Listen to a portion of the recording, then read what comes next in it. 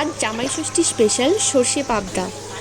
প্রথমে মাছটাকে বেছে ভালো করে ধুয়ে নিলাম, তারপর নুন হলুদ মাখিয়ে রেখে দিলাম। কড়ায় তেল দিয়ে ভালো করে তেলটা গরম করে মাছগুলো ভেজে ভালো করে তুলে নিলাম। আর একদিকে সর্ষে ভেজালাম। তারপর সর্ষেটা ভালো করে বেটে তুলে নিলাম। তার সাথে পোস্ত বাটাও বেটে নিলাম। করতে পারিস যখন লোক না, কিন্তু করে কি করবি তুই? 15,000 টাকা না 18,000 টাকা থেকে পাবি বাপে, আর এনেই ভরে আছে। আর কোনো মাছটা ঝালে কি দেবো? এইসব বাটা সব দেবো ওই মাছের ঝালে একটু একটু করে। এই আদা রসুনটা আগে দেবে।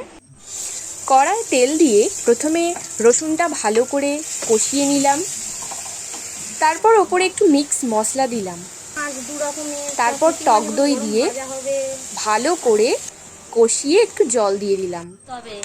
জলটা একটু ফুটে এলে কাঁচা লঙ্কা ভেঙে দিলাম, তার সাথে সর্ষে পোস্ত বাটা দিলাম। এরপর একটু নাড়িয়ে চাড়িয়ে মাছগুলো দিয়ে দিলাম, আর নাবাবার আগে ঘানি সর্ষের তেল দিয়ে একটু ঢেকে রাখলাম। তারপর একটি পাত্রে ভালো করে নামিয়ে নিলাম।